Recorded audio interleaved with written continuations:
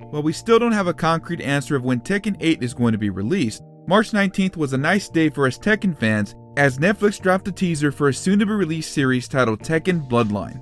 If it's one thing I've been a fan of when it comes to fighting games, it's the lore and backstory of characters and settings, and Tekken is one of those great series that does such a great job of telling those stories. The Tekken movie, this one, not that one, was decent, and the fact that there's going to be even more backstory between the events of Tekken 2 and 3 in another anime adaptation has me wanting more. So what can we expect from Bloodline? This is my breakdown, analysis, opinion, and theory of the Tekken teaser and everything we know so far.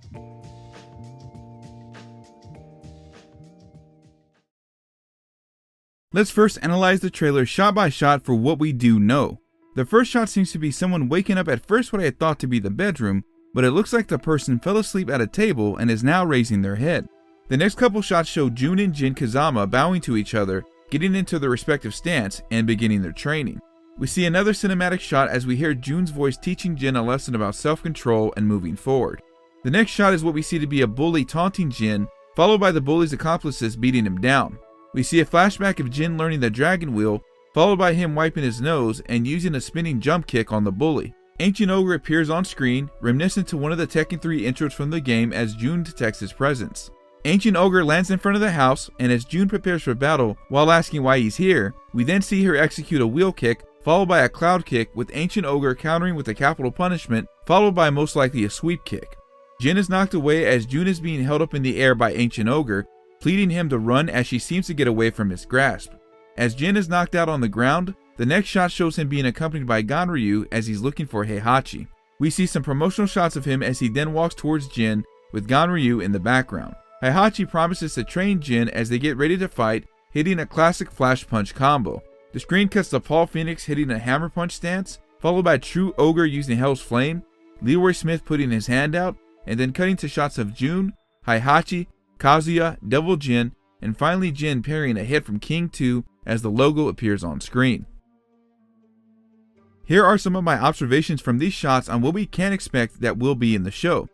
First, the timeline seems to be right after Tekken 2, leading right into before or during the events of Tekken 3. Netflix's official description of the show is, "Power is everything."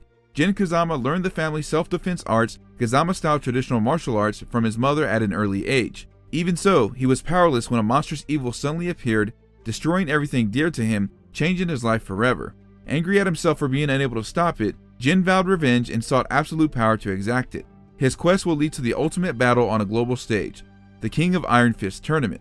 I assume that the series will dive deeper into what Jin's childhood was like growing up with his mother, and how his mother was able to suppress the devil gene within Jin. For those of you who have watched the original Tekken anime that came out in 1998, this is actually where the movie left off, where Jun is raising Jin and senses a great evil. Canon to the games, Ancient Ogre shows up and supposedly kills Jun Kazama, who told Jin that if anything happened to her, to seek out Heihachi Mishima. And according to the canon, he trains in both Mishima and Kazama styles for 4 years and goes on to compete in the third King of Iron Fist tournament. I imagine we'll also see Jin giving into his dark side and see hints of Devil Jin rising to the surface, especially since we know Heihachi's interest in the Devil Gene and his desire to use it for his own gain. I assume we'll also see some tournament fighters, especially with the appearance of Paul Phoenix, a rival of Jin's father Kazuya Mishima, and King 2, the successor of the original King. I personally look forward to Jin studying under Heihachi, considering that there's a potential arc where Jin now shifts towards using his aggression and anger, as opposed to being taught self-control and inner peace from his mother Jun. I'm also interested in seeing how this arc addresses what really happens to Jun, as both Tekken Tag tournament games, depending on what one believes as canon and non-canon, imply that Unknown and Jun are the same person, and that after her battle with Ancient Ogre, she became the entity Unknown. As we can assume that Tekken 3 will be a large part of Bloodline's plot, I'd love to see a deeper dive into Ancient Ogre's background, why Heihachi is so invested into using it as a weapon, and what he plans to do with both the Devil Gene and samples of Ancient Ogre's blood and tissue, which was touched upon in Tekken 4. As a part of this, I imagine we'll see the precursor events in the game's canon which led up to Ancient Ogre attacking Jun and Jin, the entity being awakened as a result of being disturbed by Heihachi's Tekken force while excavating out in Mexico. Last but not least, with Leroy being in the trailer, it's more than likely that his own problems with Heihachi will be explored. Although only appearing in the most recent Tekken 7, according to the storyline, the Mishima Zaibatsu was responsible for the war of violence in New York that not only tore the city apart, but caused Leroy to lose his family in the process many years ago. He then goes missing for many decades, trains in Wing Chun, and reappears during the 7th King of Iron Fist tournament. Perhaps we can see an earlier confrontation between the two that works its way into the canon being explored between Tekken 2 and 3. Here are some theories of other possible storylines that could happen in the anime, or some that I would personally like to see. While the story will more than likely focus on Jin's quest for revenge and training in the style of Mishima Karate, I personally would love to see the tail end of the second tournament, which sets a number of events in motion for Tekken 3. The first being the final battle between Heihachi and Kazuya. This event in particular is responsible for not only a chain of events that happen between Tekken 2 and 3, but largely for future games in general. Heihachi manages to defeat Kazuya, throw him in the volcano, and regain control of the Mishima Zaibatsu. As a result, part of the devil within Kazuya flees and attempts to reside within Jin while he's in Jun's womb, but she is able to fight it off. In the game's canon, Kazuya is presumed to be dead until G Corporation manages to revive him not long after being thrown in the volcano, and for the next 20 years, researches in secret on how to control the devil gene so he can gain his revenge on Heihachi. Heihachi regaining control of the company also is what presumably leads to Ancient Ogre awakening during the Tekken Force's excavation mission, and is what leads to the weapon either to attack, kill, or cause the disappearances of fighters, such as King 1, Jun Kazama, and Baekdu-san. These particular 3 fighters being attacked are all what leads to motives for characters entering the 3rd King of Iron Fist tournament. King 2 to avenge King 1, Jin to avenge Jun, and Warong to avenge Beck. Jun raising Jin alone in Yakushima is also a result of the final battle between the Mishimas. Jun is trying to steer Jin from going down the same path his father did by teaching him inner peace and self-control, and to avoid giving in to the influence of the devil gene. Another event I hope we see from Tekken 2 is part of both Anna and Nina Williams reappearing during the 3rd tournament. In the game's canon, right after the 2nd tournament, Nina is captured by Kazuya's core and undergoes a cryogenic sleep experiment for 15 years. It's also important to note that during this time of experimentation, Steve Fox is born from Nina, a fighter who first appears in Tekken 4 and onward. Anna also undergoes the same experiment to also stop her aging process out of jealousy.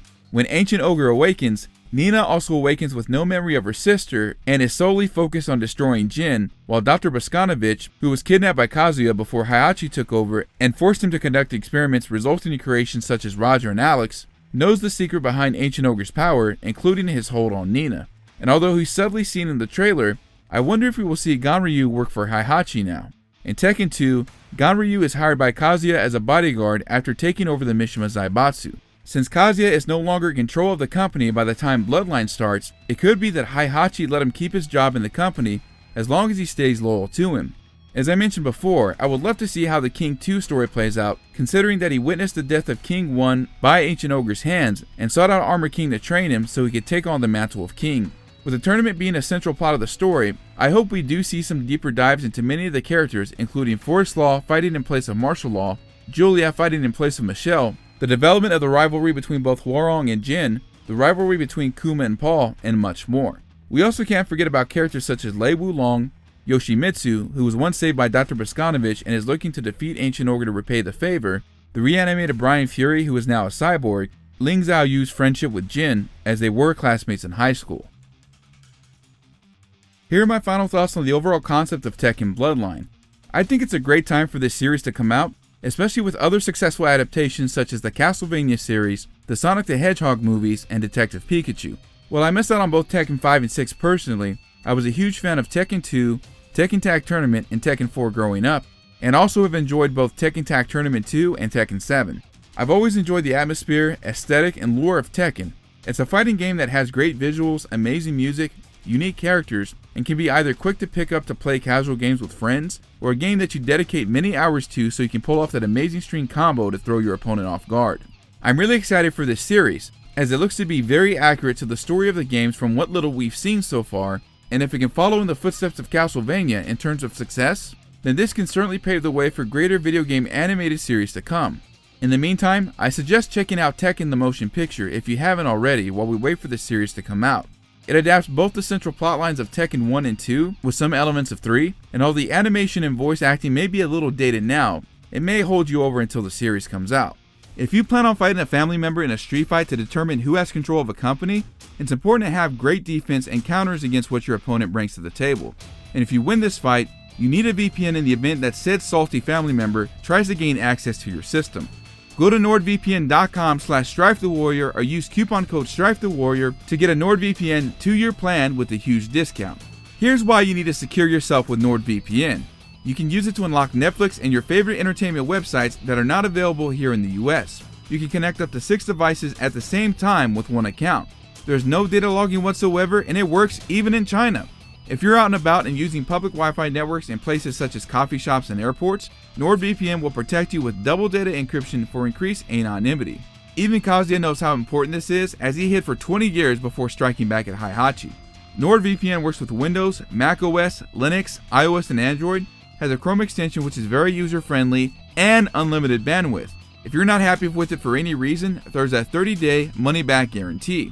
NordVPN was a 7-time King of Iron Fist tournament winner in 2021, winning the Business Choice, Reader's Choice, and Best Tech Product of 2021 from PC Mag, Best Android VPN from Android Central, the Best All-Around VPN from Expert Reviews, Best VPN Service from Forbes Advisor, and App Development Team of the Year from App Promotion Summit.